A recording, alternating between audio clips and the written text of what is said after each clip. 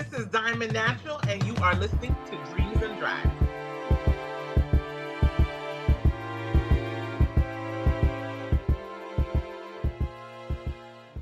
What's going on, Vikki? I have to say that what's going on there? only because people are gonna be like, "What is this?"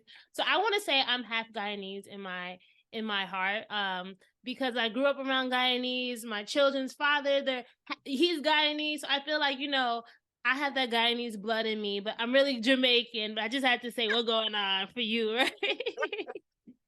I love to start our interviews, Miss Diamond Natural, aka Miss Vikki Babb, right? Love to start our interviews and going back in time and kind of reflecting on who we were as children. So if I had to say who was Miss Diamond Natural growing up, what would you say to me? Oh, wow. Well, I grew up as an only child, right? I am the only child for my mom, but I am the youngest child for my dad. So I'm the youngest of three. So on both ends of the spectrum, I was, the only child and then the baby, right?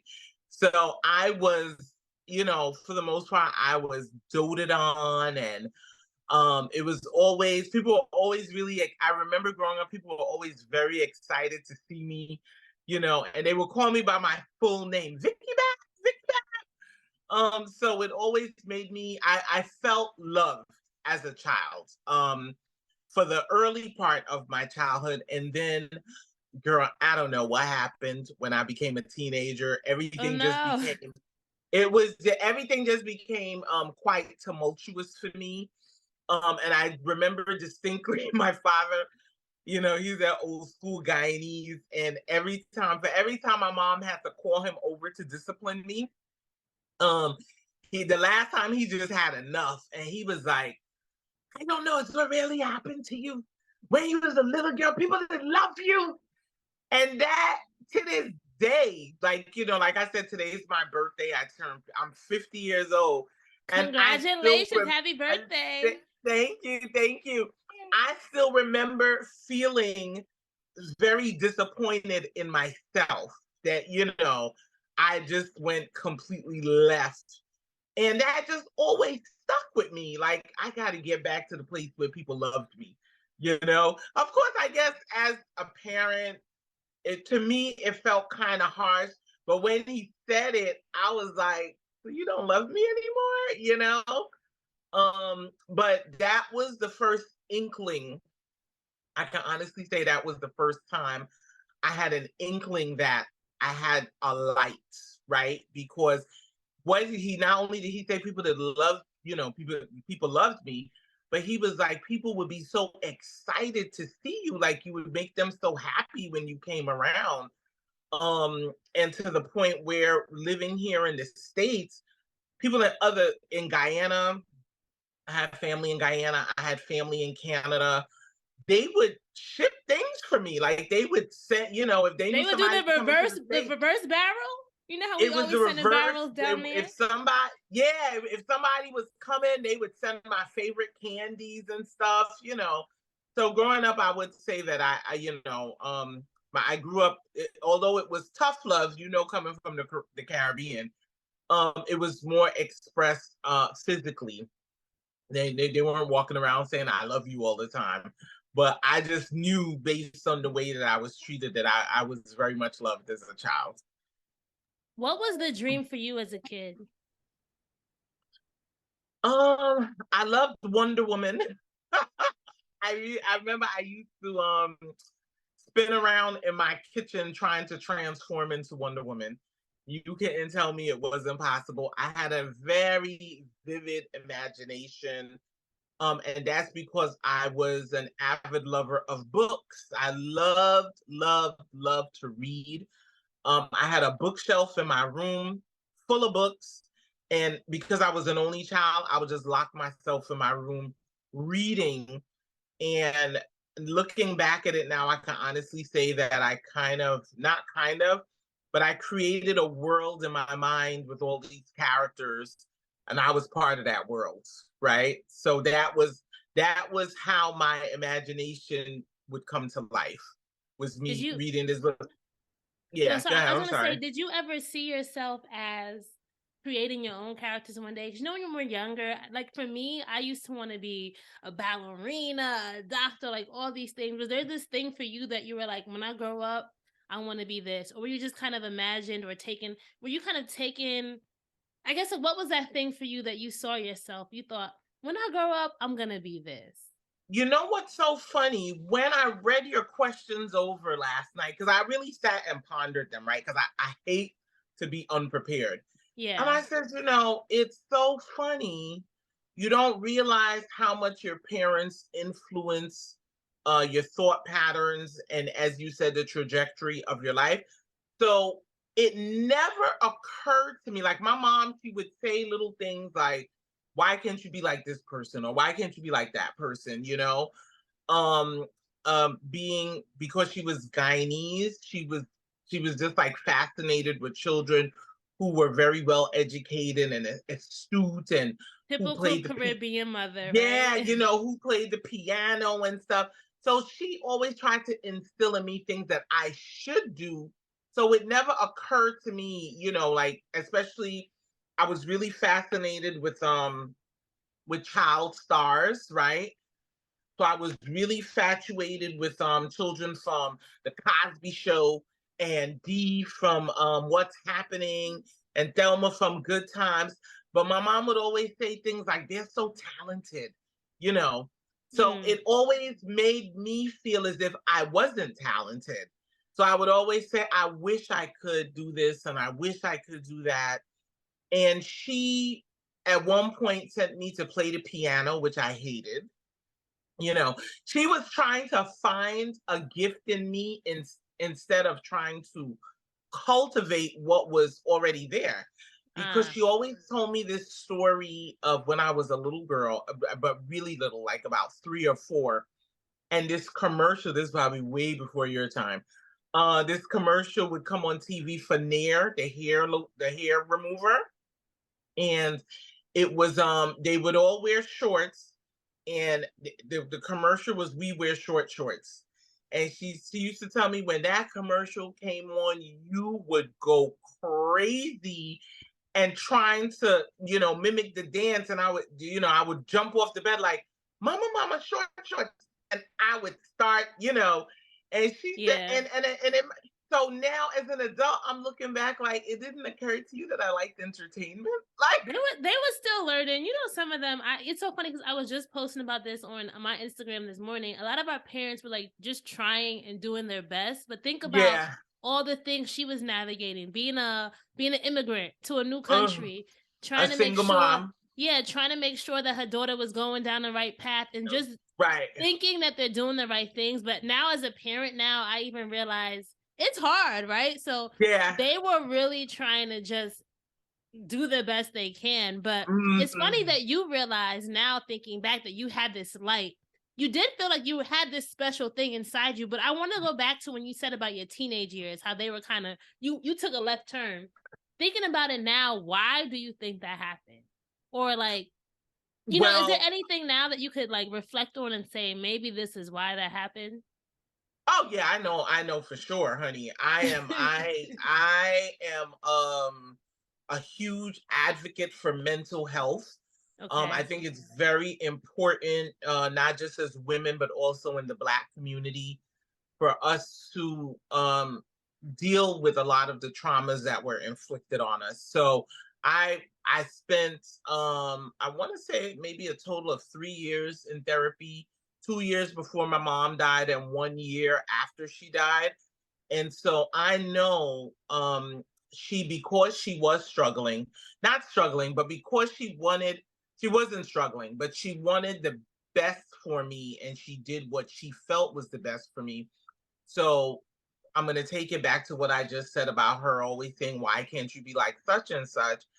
Her cousin lived in Canada at the time, and she had 3 daughters who were fluent in French and very multilingual. They speak multiple languages, and she wanted that for me.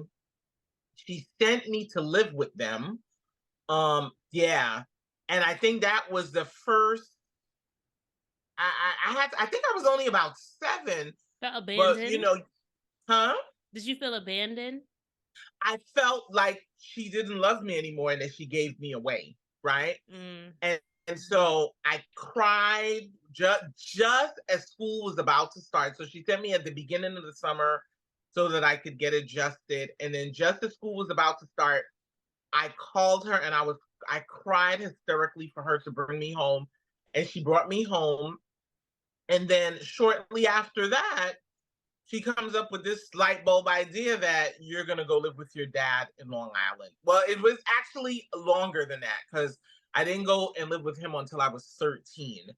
So, so she decided to try with me, as they would say, for about 5 years. And then she decides, but then I was always different, right? I was always I grew up in Brooklyn for the most part. Our apartment at the time, I'm trying to think what they call it now.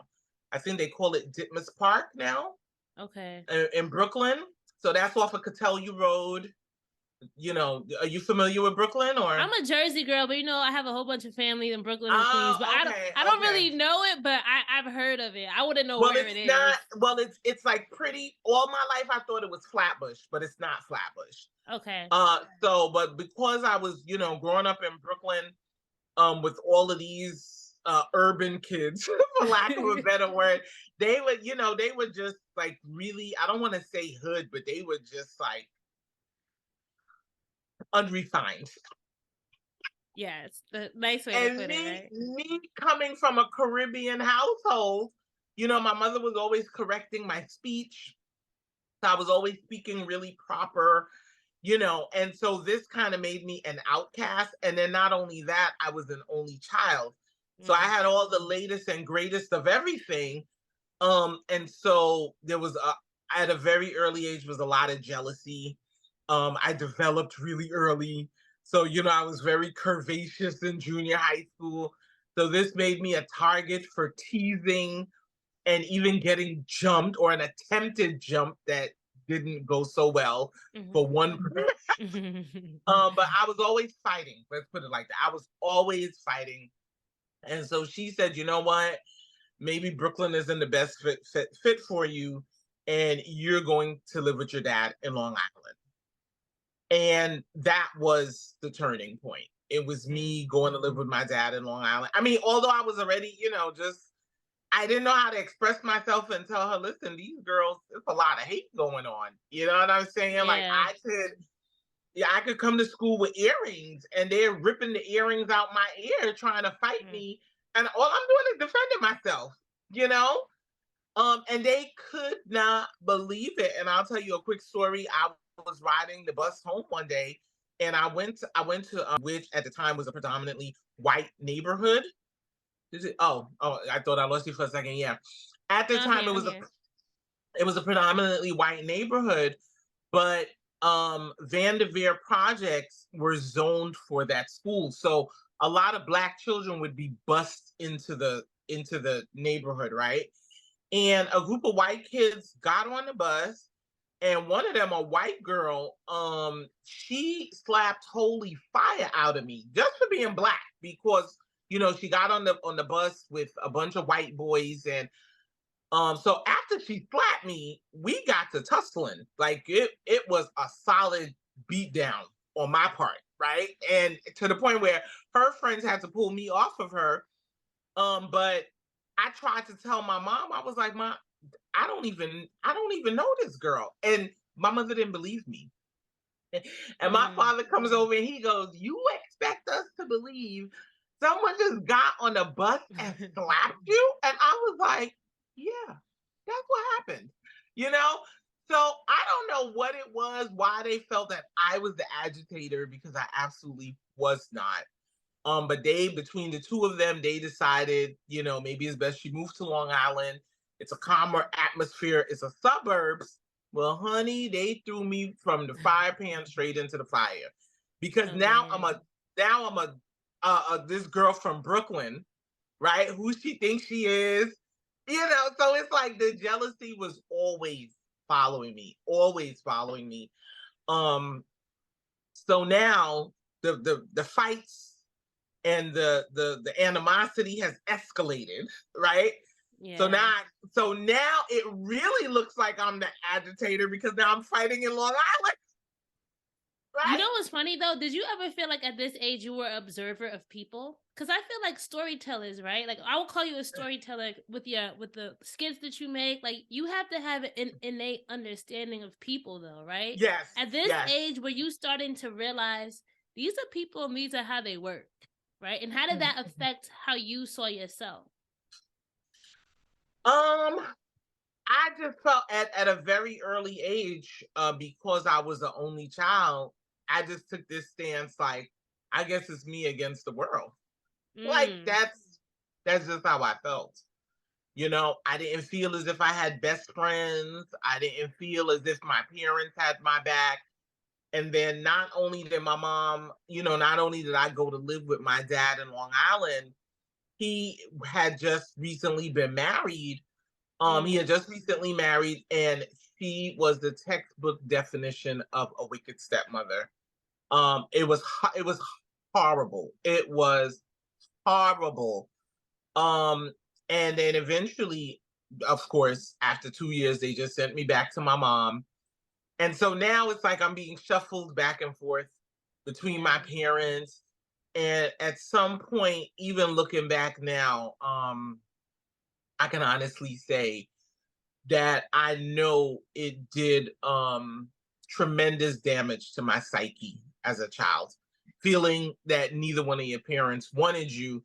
Although now, as an adult, I know that they only wanted the best for me, but I was the type of child, and I still am the type of person where the way they were showing it was not conducive for my well-being, right? So yeah, so I did some research on you. I went through your Instagram, right? I scrolled all the way to the bottom. And throughout your own story, you talked about becoming a teenage mom, right? And you have a Hmm. daughter, but your daughter became a lawyer, right? Your daughter's a Hmm. lawyer. She got her JD. I don't know if she practices law, but she got her JD. Yeah. And Hmm. in the caption you mentioned like you had to become the strict parent, right? And Right. you wanted to make sure she succeeded. So talk to me about becoming a teenage mom and then how that stepping into parenthood evolved who you were as a person and your approach to it. I love these questions. Thank you. I Thank love it. you. And I have to commend you because a lot of people invite me on, and I have done interviews, and I think they're afraid to go deep. So I love It's that. a hard conversation. I'm like, I'm Yeah, ready for it. I don't want it. yeah. People could go and ask It's you. not. It's not hard at all. I think, and I speak about this all the time. When you put yourself out on Front Street, whether it's social media Front Street, Mhm. period, you have to be healed up and armored up because people want to know who you are. They want to connect Yeah. with you, right? And so transparency is mandatory if you want to succeed. So I commend you for that, for No, going I deep. said heart, not hard. Hard. Like I want this to be a heart conversation because I feel like Okay. we could talk about growing social media and all that stuff, but I think the true essence of what really makes people realize they can do it too is really tapping into their story, right? Because all of us have these stories that are go Hmm. untold, and Yeah. it's not. I've interviewed like over 350 people, Vicky, right? Miss Diamond Natural, right? And No, you can call it's me Vicky now. not the hard it's not like the tactical stuff that's hard, right? Right. It's you getting in your own way. Most Right. people, the person that the thing between them and success is themselves. So when you Hmm. start to learn what triggers you, what your trauma is, Yes.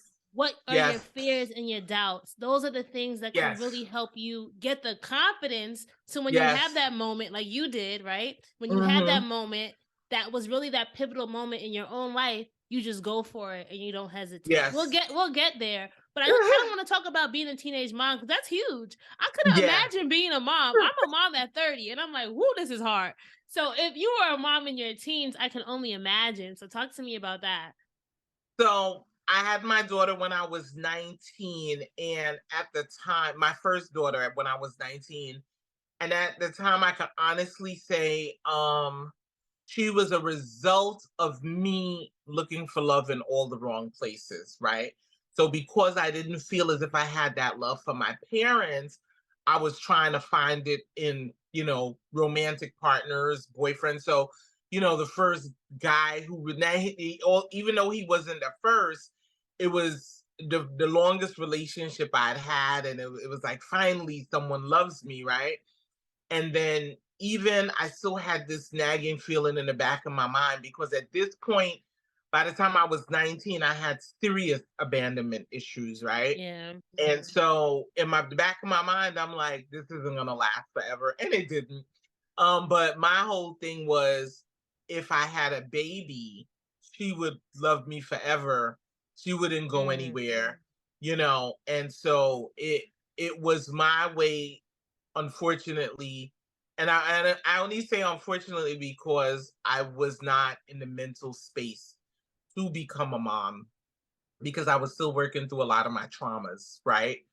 But in my mind, it was like, if I have this baby, she'll love me. And but I wasn't ready. I wasn't ready, but I did the best that I could, and I tried, and I didn't there were times when she and I had really tough conversations. And I told her, I said, I don't want you to end up like me. Don't look at what I did. I made it look easy, but it was anything but. I want you to focus.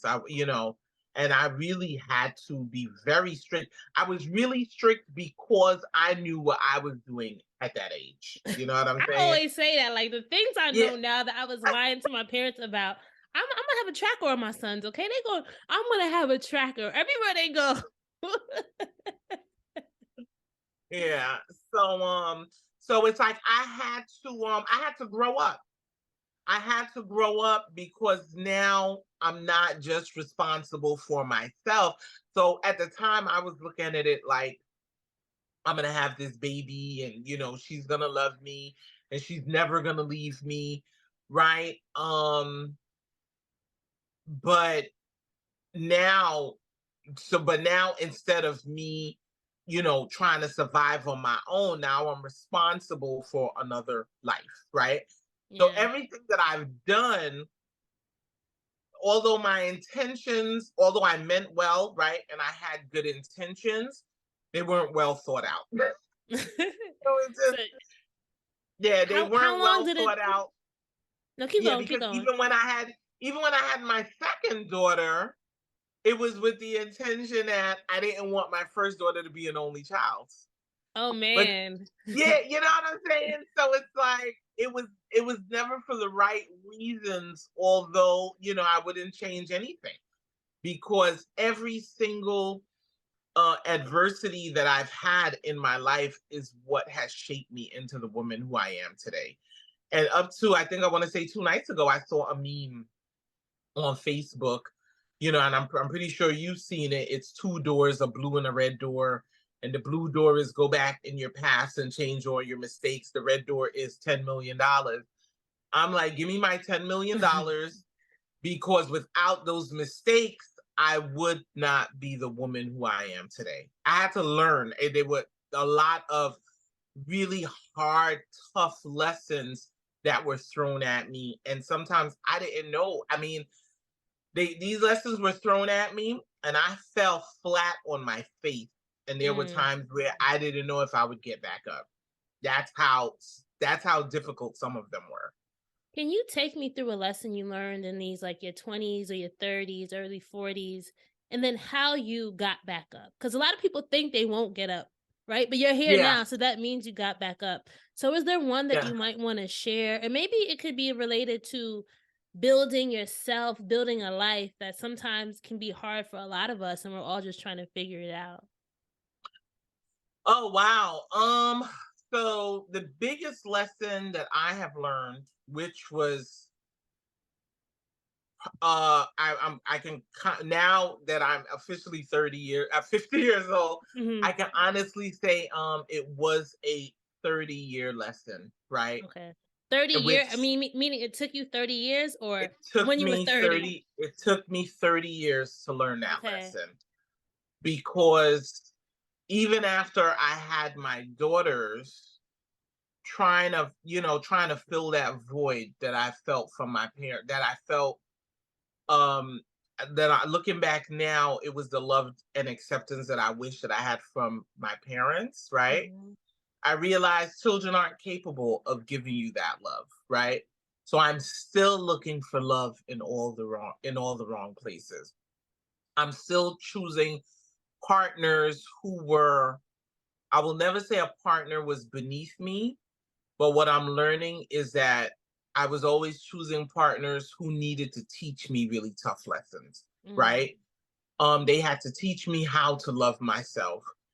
Um, because I was always looking for, in my 20s, in my 30s, and the beginning of my 40s. So I want to say up until I was 44 years old.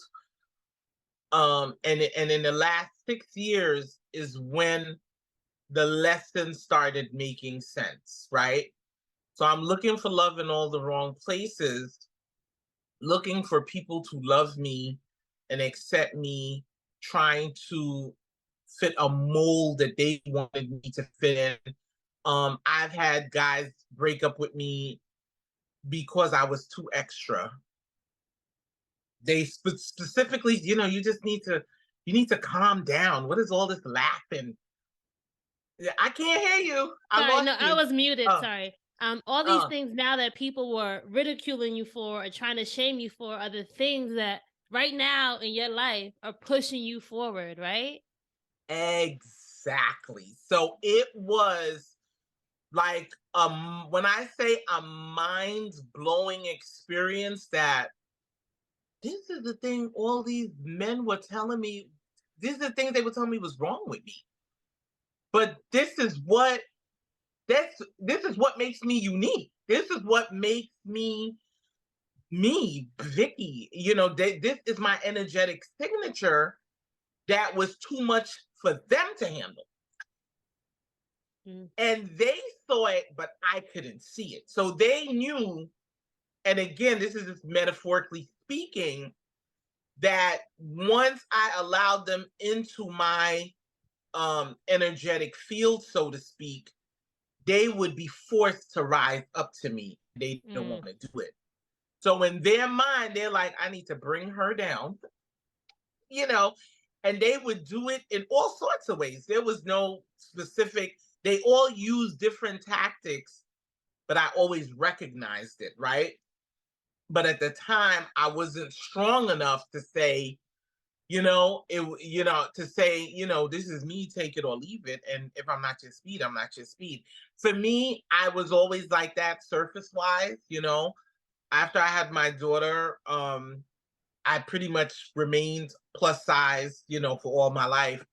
Although my weight fluctuated here and there, I was always still very confident. Nobody could tease me and say, you and your big fat self and stuff like that. It's things like that just never worked with me, because I'm like, I'm still the shit. Like, I don't. Yeah. And you know what, too, Vikki? I feel like that inner confidence is something money can't buy. Because there's a lot Right. of people out here who they might be textbook pretty, textbook everything, but they don't And have then, that love for themselves and that yeah, confidence and that belief. And I yeah, just really commend you for knowing that and not letting anyone take that from you. They might have yeah, questioned, but you knew deep down inside that like this is who I am. But yeah. I want to take you to the moment. So tell me why were you out here making videos, right? Like what was inspiring you? Like what was going on in your life where you're like, let me go on the internet and start making these funny videos. What's the background there? Oh, well, the background there ties into one of your questions about grief, Okay. right? And how it affected my journey. So in life, we all experience different traumas, different degrees of trauma, right? So it can be mild trauma, major trauma. Some people who unfortunately end up committing suicide, that is what I consider irreversible trauma, right? The mind can't recover from it. So with me losing my mom, that was the most traumatic experience for me that I've ever experienced, right? And I tell people all the time, the minute my mother died, because I was here with her in the house when she died, I wasn't in the room. I was downstairs, and my aunts and uncles were up in the room with her, because they're the elders. And when I heard them wailing, like literally, I knew that she died. Right. Yeah. My entire world went black.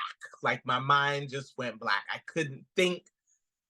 I don't even know what I was seeing. Like it's just I didn't faint, but my mind just went black, right? Um, and if I have to speak on it metaphorically, it felt as if when she died, a part of me died with her. And then in the years afterwards, it felt as if someone took me into the middle of the ocean, dropped me in the middle of the ocean, and then if I can reference the submarine, that situation a few months back, it felt as if someone buried me beneath the floor of the ocean. That's how deep.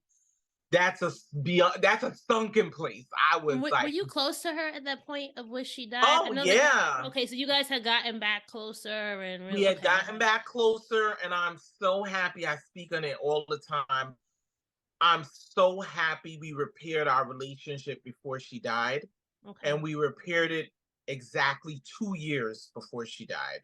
We Okay. had a sit down. I called a meeting with her, after months of therapy, and I just had to get it all out, and I had to forgive her. And had I not forgiven her, I would not have been able to show up for her when she needed me the most, which is when she was dying, right? Yeah. Because she died from metastatic breast cancer. So it was I forgot the technical term for it. It's not a recurrence. She came out of remission. She had been in Okay. remission. And so when it came back the second time, it came back like with a vengeance, right? It was like all over her body. So the first time when she was diagnosed, I was fairly young. I did not have my second daughter. I only had my eldest daughter. So when she was going back and forth to chemo treatments and she had her mastectomy and everything, I remember my aunts like, you need to be there for your mother. And in my mind, I'm like, why? She was in there for me. Mm. You know, what I mean, I'm sorry, that was my attitude. But as I got older and I realized how much it was affecting me, I knew I had to fix that relationship with her, right? So we had fixed our relationship, and I just felt as if I had been robbed. Like I just found my mom. We just really connected and understood each other, and then now we have this great relationship, and now she's gone. And so I was just racked with guilt. That's part of the reason why I was in grief, why the grief hit me so hard, because I felt so guilty Mm-hmm. after she died. And I broke. That losing my mom, I also lost my family. So no one prepared me for that part. Losing my mother and my family simultaneously at the same time. Um What does that and so mean? I just want to get some clarity there. Do you mean like the family kind of splintered, or she was your family? Well, my mother was the glue that held the family together, right? Okay. And so she had a lot of family. I never want to place the blame game anywhere, but because there was so much anger and rage and, you know, uh, us hurting each other, I put myself into a self-imposed isolation where it's like, I can't deal with this. I just lost my mom. I'm still grieving. I need to heal. And I'm not going to be anybody's emotional dumping ground. And I remember the day I went in and I blocked my entire family. Wow. All my aunts, all my That's a lot cousins, of family if you Caribbean that and Guyanese. I Up here blocked and in about Guyana too, or just blocked about Or 40 members. WhatsApp, all of it, right? Everything. About 40 members of my family. I blocked them all. And so I was only connected to my kids, my sister, my friends. I had maybe about 3 or 4 friends. And then, it's so much you're dealing with when you're grieving. Somebody could say one at the time, you could have said one. If you said good morning in a way I didn't like, you were getting blocked. Wow. And people didn't even know, right? Because like People, grief. yeah, people, if you have never lost a parent, you don't know what it does to you. Yeah. So they're thinking, all right, it's been 3 months, it's time for you to get over this. And if you said something like that to me, you got blocked. Like, I remember a friend of mine, he was making a joke with me and I got so angry. I don't even remember. I started shaking. That's how mad I was. But because I knew that's not who I was as a person, I said, oh yeah, no, I gotta remove myself from everybody because I knew I was in danger or in jeopardy of ruining a lot of long-standing relationships. So how did that So transfer to you then finding an outlet, which I'm guessing was content, right? right. So because I was so far removed from my family, from my mother was no longer present, in the midst of my grief, I began to miss them. Right. And so now I would get lost in my memories of everything that transpired. I would start mimicking my aunts and the way they would talk to me. And then one of my aunts died in 2021. And she also died from metastatic breast cancer. So when she knew she was dying, she reached out to me. At this point now, I unblocked everyone, but they didn't know. They assumed they were still blocked, right? So I unblocked them as if to say, okay, I'm taking the bolt off the door, but you're going to have to push the door open, right? So somehow she reached out to me and she said she wanted to talk to me. And she apologized to me, for everything that happened after my mom died. And she wanted me to know she was dying. And even then, she didn't come out and tell me. She just showed me the letter from the doctor. And this was 1 month before she died. And when she died, because I had made peace with her, I was able to show up for my family and, help them and plan, the repast and everything. And just being around them again, like all of these emotions and everything just came flooding back. And my aunt died October, I think it was October 21st, 2021. My big viral video, the Thanksgiving video, that went viral Thanksgiving week. So 1 month later after she died. Wow. Because I was now back in connect, like the wounds had been mended pretty much. And I don't know if you saw the Guyanese funeral one where I'm talking about the programs and stuff like that. That was inspired from her funeral. From us planning her funeral, and my cousin says people don't do programs anymore. We need to do a QR code. And I said, them Guyanese people gonna cuss it. You try with the QR code. And I don't know, like I can't. People always ask me, and because I have a very vivid imagination, because I used to read, because I created all these characters in my head, the scenario just came to life in my head of what would happen if a Guyanese person comes, they work all day, they come. And I said, and I told her, I said, these people collect these programs to send back to Guyana, and you're going to rob them of that, Yeah. And I said, girl, I said, you try this. I don't want nothing to do with it because when they start cussing for them programs, I'm going to just sit there and laugh. And the scenario just came to life in my head. And I was like, I got to do something with this. And I actually posted that video the week before the Thanksgiving video, but it didn't hit. I remember being so sad because I was like, that was my first green screen video. That was my first time playing a character like that. I have a question. I want to pause you real quick though. Did you ever have this? Because you're posting the videos, but was there a reason? Was there a goal where you're like, maybe I could be, you know, I No, could be. You were just no. doing it for fun. It was I was all just fun. doing it was all fun. Okay, okay, It okay. was All all right, fun. And go that's back to the why I try story. to tell people, like, for me, although now I'm looking at it and I'm like, it was a bigger purpose. It was a bigger purpose. Sometimes I have that Mhm. lazy New York tongue. Um, I felt at the time that it happened on accident. Mm. That's That just what happened. I felt.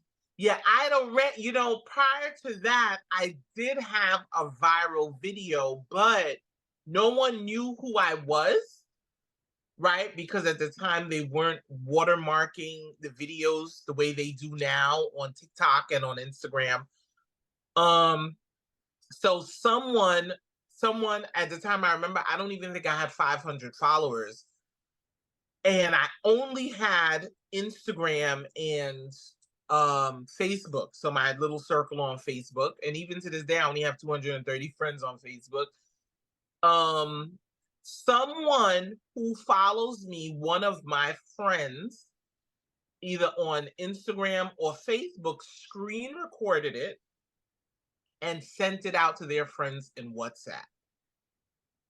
And it started, and that was the video I did about the royal family with Prince Harry and Meghan. And I called, I said Camilla face hard like cassava bread and all this stuff. And I can see it. I don't even think it has 600 views. And people are calling me like, one of your videos went viral. And I was like, Ow, I'm looking, right? yeah, I'm looking at the numbers and I'm like, I don't think so. Y'all sure it's me? And they're like, it's you. Like, people are sending it. They were like, this video is all over the Caribbean. But no one knew who I was. And I remember when I made that video, we were still in the height of the pandemic. And I was just entertaining myself. I was Yeah. like, I remembered one of my friends. And I, to this day, I give her credit. She's American, full blown American. She has no West Indian no West Indian heritage, DNA, none of it. And she said to me one time, she said, "Girl, when you talk in your Guyanese accent, you are hilarious." And I said to myself, I said, what's wrong with this girl? Like, this is ordinary. Because I've been surrounded with this all my life, Yeah, you don't even know that it's special. Like Right. it's just so Yeah. normal to you. It's so normal. And I was like, okay. So when I started making the videos to make people laugh, really and it wasn't even with the intent of being a comedian, it was with the intent of uplifting their spirits. Because everyone was in such a dark place during the pandemic. Everyone was so scared, their family was dying. They weren't allowed to, go to the funerals. They weren't allowed to see them in the hospitals. And just me being me, again, I knew at the time that I have a unique light about me, right? And I'm pretty much, my energy is very transformative, and I am able to uplift people in a way that a lot of people aren't, right? And I was like, you know what? I'm gonna cheer my friends up on social media. I'm gonna do things to make them, just to brighten up their day and make them smile. And but I didn't know how to do it. And I remembered her telling me that I was really funny when I spoke in my Guyanese accent, and that's how it was, because of what she said to me specifically. I was like, you know what? Let me try this in my Guyanese accent and see what happens. And that's how it started. So then 2 years later, then you got over 20. How much on Instagram? 25,000, 23,000. Instagram is 35,000, Okay. And and then TikTok. TikTok is 112,000.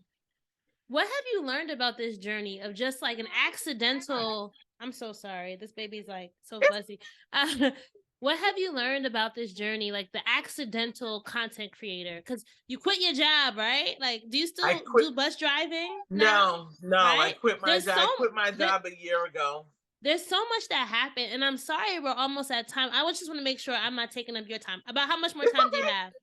Okay. I have, yeah, my afternoon is pretty fair. I do have to go.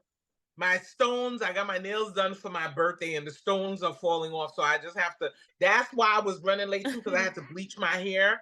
I have Oh a haircut man. appointment, but it's not till 4 o'clock. Okay. So then I just want Yeah. to talk a little bit more then. I'm sorry. This is just It's this is okay. actually my first interview back. I haven't done an interview in like 3 months. So since I Oh, had the wow. baby in August, so I'm trying to navigate. He's like, Mommy, I want to talk too. No, And you he's can't nine talk. weeks old. Yes, he's not. He's a Uh, chunky monkey though.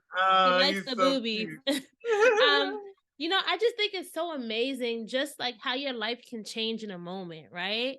And Hmm. for you, your life changed. You were driving. You were a MTA bus driver, right? At this Yes. point, Uh-huh. and you were even using those as like that Yeah. background as like content for your videos.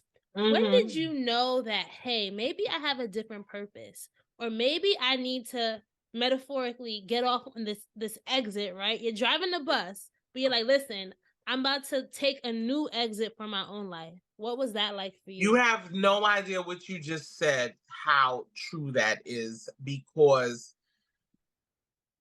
the week that my Guyanese Thanksgiving video went viral, 2 days prior, I had a dream that exactly what happened is exactly what you just said is exactly what would happen. I dreamt I was driving the bus, and in this dream, I make a turn, but it's off the bus route.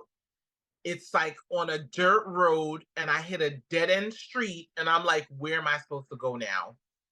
And I got off the bus and turned around, and I was in the most beautiful place you had ever seen. The dream was so vivid and so real, I thought I was gonna die that day. Are you That's serious? how When you woke that's up? how when I woke up, I called my daughters and I was like, and I said to them, I said it was a beautiful dream, but I felt like it was a premonition, right? You didn't know for what though. You didn't I know. didn't know for what. I didn't know for what. And then 2 days later, my video goes viral. The following week, I get my first invitation to be on a radio show. People start calling me to be on comedy shows to take part of comedy shows. And that's when I realized what the dream was. And I said, oh, I'm not staying at Transit. It was so clear. I said, okay, okay, like, but it didn't happen the way I expected it to happen. I thought I was gonna be like a mega celebrity and super rich, and I was gonna waltz Not in and yet. You don't know. resign. That could still be Yeah, it. no, well, I'm saying like I thought I would stay at Transit and then leave when I was ready to leave. And God was like, no, ma'am.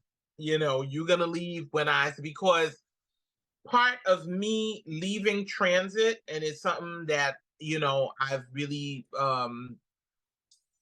uh contemplated over these past few weeks, right? Because now I've come out of the storm. It's still, I'm gonna be honest and say it's still drizzling a little bit, but the hard part is over because of exactly what you said when we started the interview. I had to learn how to get out of my own way, right? And so that was a very powerful year long lesson that I just had to learn. I think I got maybe a B plus on that lesson, right? Overall. Um, a lot of people in society has really conditioned us to believe that I don't know if you saw the video I posted for my live event tonight. I want to I the theme for my live event is going to be the year of spiritual abundance, right? And so society has really taught us that the only thing that matters is financial abundance. And I think when we get stuck in that mind frame of I need to make money and that's the only way people are going to respect me, and and even not even financial abundance, we could also add education to that. Anything tangible, that's how we equate success, right? Anything visible that people can see, that's what we equate to success. That's what we equate to getting respect. But if you look back at all of the greats, Tyler Perry, Oprah Winfrey, we can even say Biggie Smalls, Tupac, Lizzo, they all had to be humbled financially in order for them to gain spiritual abundance, which is what ultimately unlocks their spiritual gifts. And then the financial abundance was granted. Um, Steve Harvey, all these Yeah. people speak of homelessness.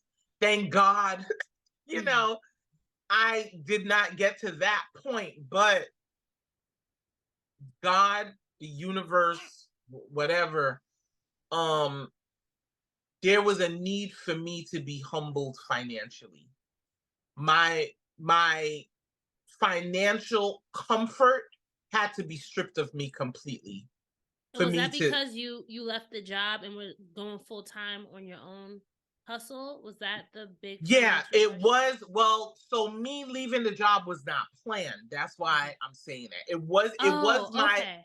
yeah, it was my decision, but it wasn't something where I sat up and said, you know what, I'm just gonna quit from transit and I'm gonna focus. I was completely blindsided by it.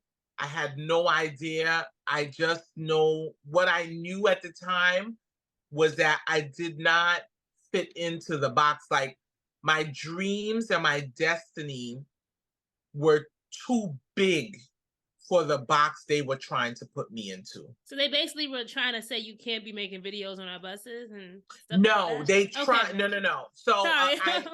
yeah, I don't know. There's no way for me to prove that I was targeted. One, I was not making videos on the buses. Those skits that everyone assumed I would, because I'm on the bus all day, I would take pictures of the frame that I wanted, and then it was a green screen. Okay. I wasn't even in my uniform. If you look at a lot of those videos, I had on just a navy blue hoodie. Yeah. So you couldn't even, because I know how they are, right? But a lot of those videos were made right in this room and even downstairs in my living room using a green screen. But because the actual scenarios and stories that I told were so relatable, they went viral throughout transit, right? So after I resigned, a lot of people felt like they did target me, because they felt I was making the videos on the buses, but that wasn't the case. I had a lot of bosses who I'm friends with reach out to me and they were like, you need to stop making videos on the buses. And I'm like, I wasn't on the bus. Like, I know better, you Yeah. know? But that doesn't hinder, again, this jealousy cloud that's always following me, right? Yeah. So I don't know if somebody said something to one of the higher uppers, like, you need to be on the lookout for her. When I saw the report, because what happened was there was an undercover superintendent on my bus, and so he was observing me. He took me out of service, for violating contract rules, which was me not using my phone but putting my cell phone away. According to contract rules, you're not supposed to touch your phone. Your phone should not be out. Nothing. The minute I touched that phone, he took me out of service, right? So what happened was the phone was in my bag, but I had been listening to music. And as I'm driving, I heard the music playing. And I was like, oh shit, I forgot to turn the music off. I take the bag down. I open up the phone to lock it. He's sitting in the seat. He was like, you're out of service. And I was like, what? I said, I wasn't even trying to use my phone. So when I looked at that report, it didn't say that it was a requested observation. It said it was random. I'll never know. If it was requested, then I would say, yes, they did target me. right? You know But what's so based funny? on, No, mm, sorry. I was gonna say I'm always looking at metaphors, right? He took you out of yeah, service, right? And it's funny because this podcast is called Dreams and Drive, and I often talk about, when you're driving a car, there's park, reverse, neutral, drive, right? uh-huh, In order to get to drive, you got to start in park, right? So he put you right. back in park, but not knowing that's the beginning of your journey to drive, That right? was the beginning. You had to reverse yourself on out of that Yep, situation. You were yep, in this neutral period of trying to figure out, like, where do I yep, go next? And yep, now I like to say, on this day, your 50th birthday, you are in yeah, drive, my sister. Like, you yes, are out here doing yes. things. He put you out of service, but it was only temporarily, right? It It was was not only forever. temporarily. Yeah. Yeah. I spoke about it at my last comedy show. I think people were just so shocked that Yeah. I actually got up on stage and spoke about it. Um, and so the results of him taking me out of service was I was suspended for 6 weeks, pending an arbitration hearing and decision. I was found guilty at arbitration because they were able to pull the cameras and see. And so I was up to be demoted to a cleaner. So you see Excuse the me? look on your face? Clean what? No. I'm already doing comedy shows. I'm already doing interviews. Passengers were getting on my bus. Aren't you the girl from TikTok? And I said, I'll be damned if they're gonna bring me back, if they're gonna bring me down to a level where, because I'm sure they knew. They were probably like, yes, she thinks she about to be some big time celebrity. We're gonna fix her. You know what I'm saying? We're gonna humble her. That was their intent, was to humble me. And I really had to stop and think long and hard about it. And I was like, yeah, no, I can't do this. It's no way. Um, although I didn't have a plan at the time, all I knew was that there's no way I was gonna allow the powers that be, an entity that is the New York City Transit Authority, to take control of my destiny.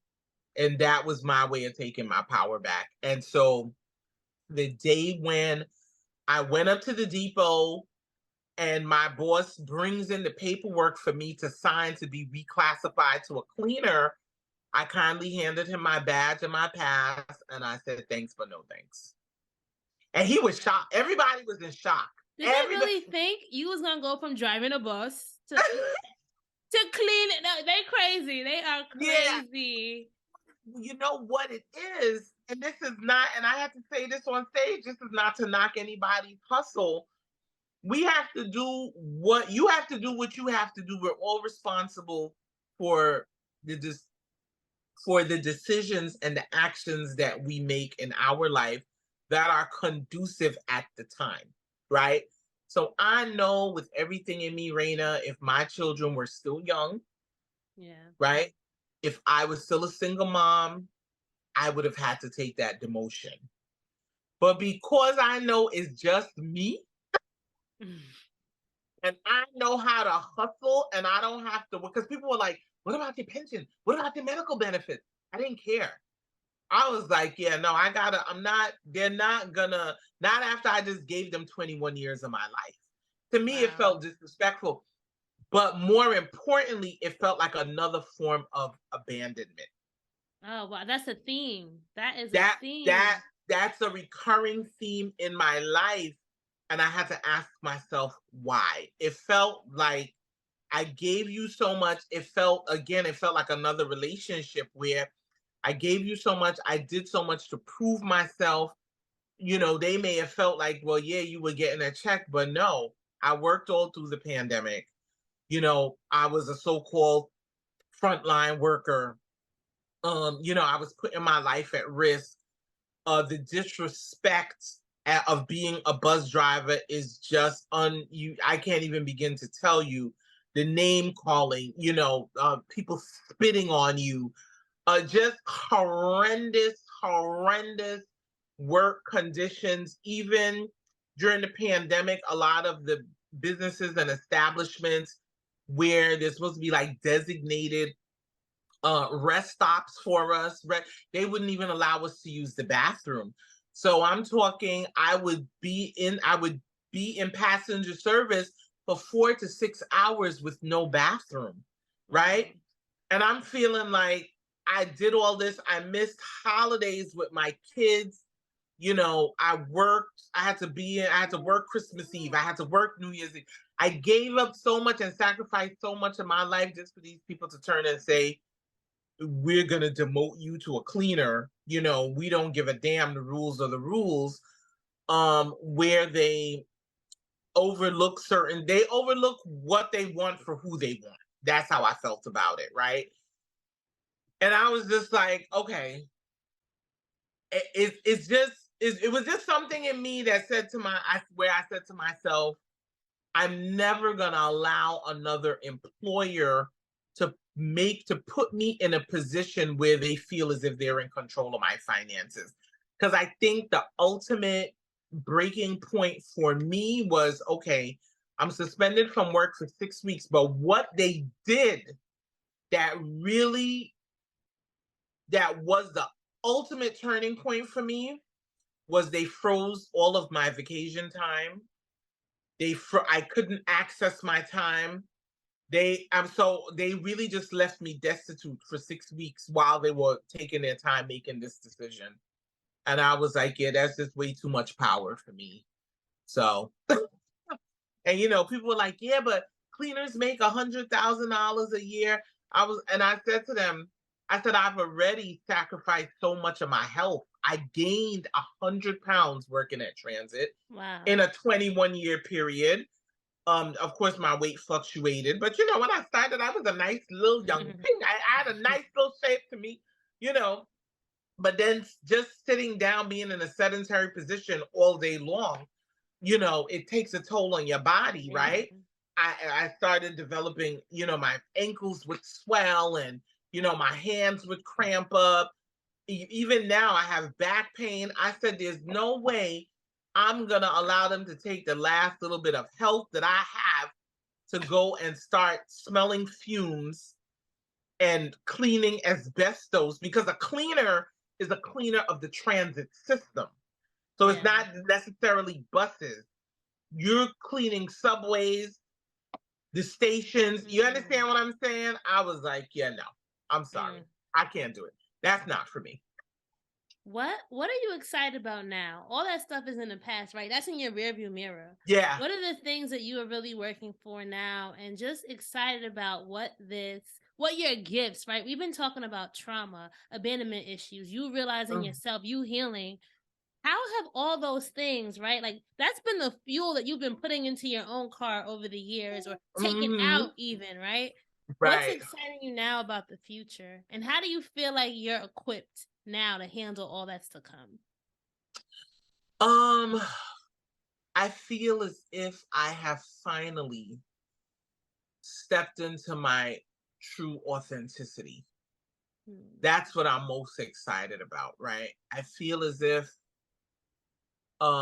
you asked me questions, some of the preview questions you asked, I had them open here this way I wouldn't Yeah, no, get sorry. lost. Some of those times, like, I forget what I even like. I just try to go with the flow. So if we miss the question, I want to also just make sure we're going with like the flow of the conversation, right? Yeah, It yeah. Yeah. No, Like, no, no, what do no, you? no. Trust me, I get that. But I'm trying to say that I'm trying to tie it into what, to certain things that you asked me. Okay, okay. So, for me, it's about brand authenticity, right? I had to learn that my integrity cannot be compromised. That's what I'm most excited about, because I realize that and I've always known that words have power, regardless of whether it's being said in a comedic sense, whether it's being said in a commentary sense. Um, People trust what I say, right? They trust that when I speak, whatever it is, I'm being truthful, I'm being authentic, I'm being true to myself. the theme is that I am standing in my truth. So I'm not, but most importantly, I'm not trying to be like everyone else, right? I'm really changing the narrative, so to speak, for myself, for me. So although there are a plethora of content creators out there, and people can say, oh, you're all doing the same thing. Again, I make sure to do things with my unique energetic signature on it. And what is that? And What would that, you describe that being? oh, um, re in the last few months, I can say confidently, you have people walking around saying, oh, love and light, and Mhm. you should always be forgiving. I am love and light, but I'm also darkness. Mm. I Oh, need that's people to under I let need I need people to understand that. That's so I want you to go ahead and ask the question. what do you mean by that, right? Because that how can you be both? And why is it important that people know that? Because it's what's important, and I think the lesson that a lot of people miss is that you have to be both. Okay. You have to, and for when I say I'm also darkness, it means I will defend myself with everything in me if somebody comes at me. I'm not gonna run. I'm not gonna hide. I am gonna call you out on whatever I feel needs to get. Like you're not gonna bulldoze me. You understand what I'm saying? I'm not, and we live, unfortunately, we live in a society where people try to make women feel bad if they assert themselves, automatically that, oh, Hmm. she's such a bitch, you know? Um, I can assert myself without being disrespectful to you. I can disagree with you without being disrespectful to you. I don't have to tear anyone down in order to elevate myself. And that's a very fine line. I've noticed 90% of the population do not know how to do. Yeah.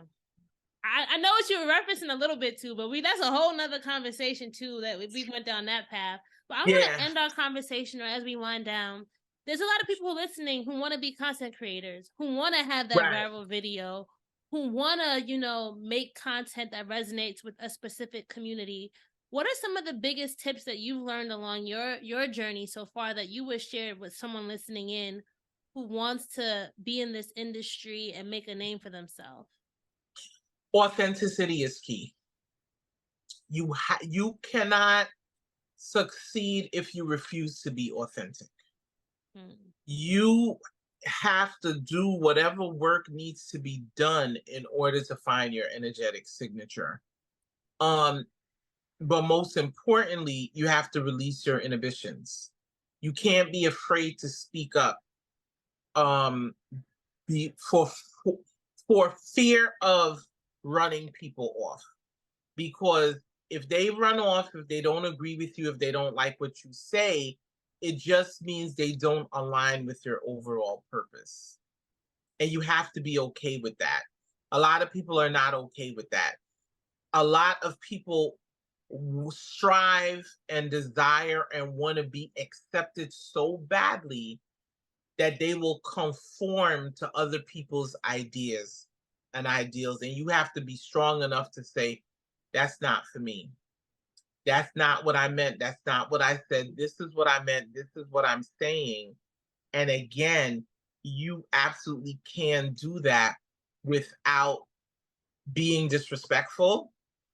And what I'm learning, there are a lot of people who are in the public eye, whether it's, I call my notoriety, I call it insta fame. Right? And Insta fame ain't I'll say, forever, right? It's not yeah. forever. So you got to make sure once you're not Insta famous no more that you could still stand by what all that you did while you were in that fame. So I tried, so whether it's people who have insta fame, social media fame, or real celebrities like, Beyonce, you really have to I noticed that a lot of people are trying to be like everyone else, right? Yeah. But most importantly, this is, I think I lost my train of thought for a second. With Sorry. the Insta fame and actual celebrities, there's something we all have in common, and that's a light, right? Where it gets tricky is that people will also gravitate to a false light. Mm.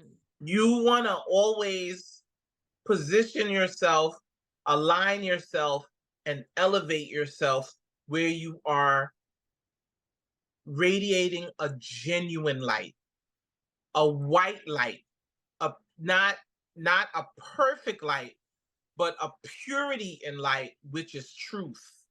Mm. You have people who are in a false light, and for me, in my mind, what that looks like is it's not even a light; it's more of a glow.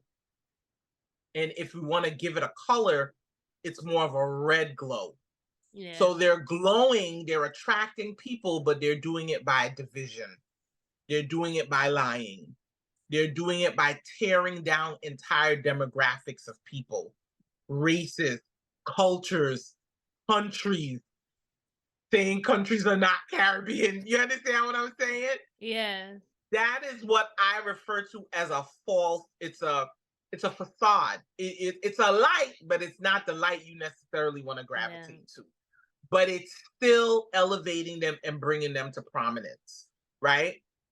For me personally, and my advice to anyone who wants to do this would be to always strive to stand in a true natural white light.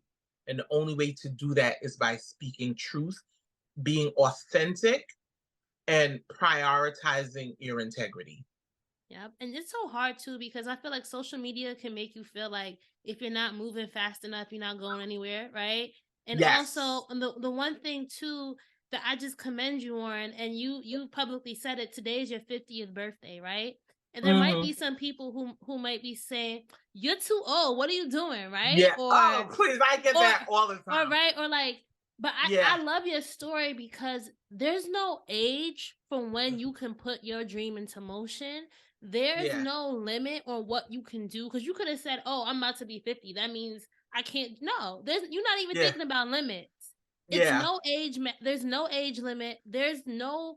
The only limit is you, right? And that's Yes. the biggest thing I want people to get away. At least from what I've heard from your story, Mm. you've had so much that you've gone through. You could have given up.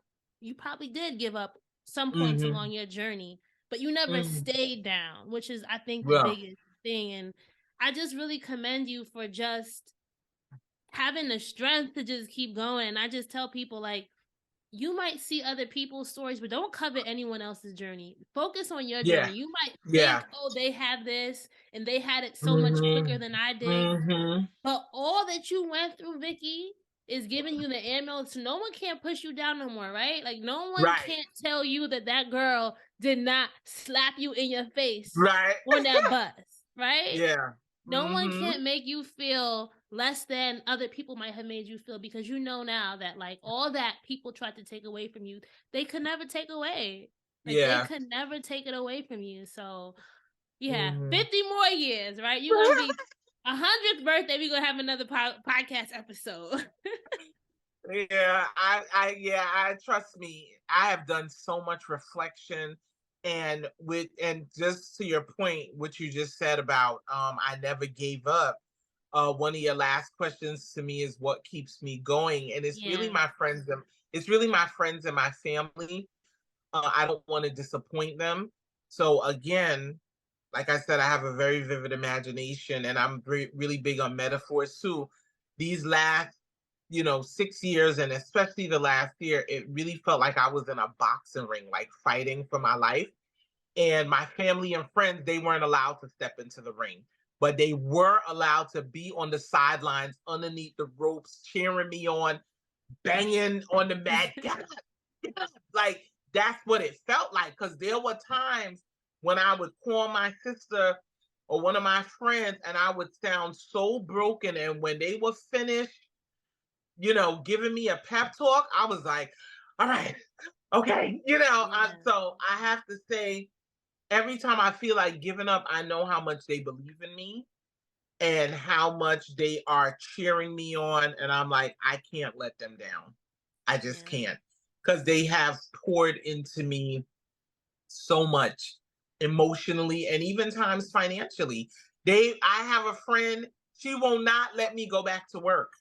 Because of course there are times, there were times where I'm like, I gotta go get a job. And she's like, no, ma'am, what bill do you need paid? You're done with that. you know? And knowing people, like, we all need people to Yeah. believe in us. Sometimes they say, "Oh, I don't need Yeah. nobody." We all need somebody. Yeah.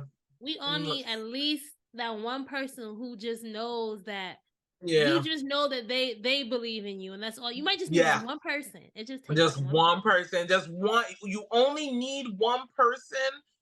But thankfully for me, I had more than one person. I had more than, and I call them my spirit guides, and I call them my angel investors, because there were times when I just didn't know, like, how am I going to do it this month? And I would wake up and there would be a Zelle deposit sent, and then the memo would be, this is just, a little something to keep you going. And I didn't even have to ask, you know. Yeah. And so they're the ones who really kept me. They were the ones when I didn't know how to put the fuel in my own tank, they would do it for me. Uh, I love that. Yeah. I love that. Vikki, we could sit here and talk. I feel like we could talk for a whole I nother know. 5 hours if we could. But let's quickly just go to our keys to success. If you want to be a dream driver, you have to have your keys to success. So, Vikki, tell me 3 things that you think every dream driver needs before they hit the road. Uh, Self-love, self-confidence, and you have to have endurance. You have to have a formula in your mind that will heal you. You have to know the inner workings of your mind when things are coming at you, because the higher you climb, the more things are going to come at you, right? So in life, unlike being in an airplane, when you climb and you try to get above the turbulence, the higher you climb, there's going to be more turbulence. So you have to be mentally prepared and have the mental agility to say, oh, I remember this, I remember that. This is what I need to do to kind of, to level off for however long before the next thing comes at me. If you are not prepared to do that mentally, emotionally, whatever it is, you will not succeed. You're going to crash. You're going to crash. And I know you only asked for 3. No matter how much you may love people in your life, I don't care if it's friends, family, coworkers, if they are threatening to bring your plane down, bring you down with whatever reason, you have to be willing. My barber, the analogy he gave me was so beautiful. He said, when they tell you got to pay extra for that baggage, or the baggage Mm. can't come on the plane, if you don't have no act right, you can't get on this plane. I don't care who you are, because all of that toxicity and negative energy that you're trying to bring to me, you're going to cause my plane to crash. And I can't allow that. Yeah. So they could take it however they want to take it. That's how I feel about it. I have had to issue that memo several times in the last few months. You better get some act right. And Like, how do you feel now, like getting rid of all that baggage as you're driving? Imagine, close your eyes, right? Imagine mhm. that you are on this long road. You throwing things out the trunk, and you're just driving, right? But how will uh, you feel, Vikki, in that driver's seat as you are heading into the horizon? oh, I feel beautiful. I feel so light, because being in the driver's seat, you're looking and you're like, I don't really want to get rid of this. I don't really want to get rid of that. But then you realize that there are things, and not even really so much people that you have to get rid of. You have to enforce boundaries. Yeah. You have to be protective of your energy, And it's something I was very guilty of, was loving other people more than I loved myself. In that I would do anything to keep the peace, and failing to realize this was the ultimate for me. This was the very last lesson that I learned, that people absolutely will, if they can, abuse their position in your life. They will say, yeah, especially if they're very close to you, she would never get rid of me because she loves me so much. You have to be willing to, because they will call your bluff. They will push your every single button they know how to push, because they know how to push those buttons because they're the closest ones to you, right? So what I need people to understand is that complete strangers online cannot push my buttons. You don't know me that well. You understand what I'm saying? But people who have known me for that, I don't even say 10 years, 15, 20, 30 years, they know how to push my buttons. And when you see they're willfully pushing those buttons just to agitate you, knowing that you love them, that is an abuse of power in your life, and you have to be willing to cut it loose.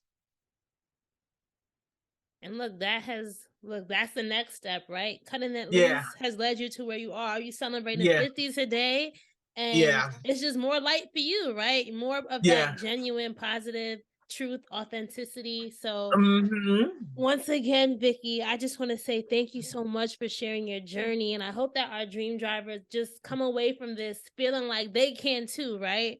Because Yeah, I know I do. I know I'm like, look, I got a baby on my shoulder. I'm like, listen, you got to figure out how you're going to get this done, because your dream is your dream and your gifts are your gifts. And I've had a lot of people tell me, Raina, why are you still doing Dreams and Drive? And I'm like, because it's going to take me somewhere. And it's going yes. to, if you give up on yourself, right? Other people Hmm. will give up on you too. So that's the one thing you Yeah. can't do, is give up on yourself, or just tell Hmm. yourself, hey, even if you don't know how it's gonna happen, it's gonna happen. I believe that manifestation is so real, and that Yeah.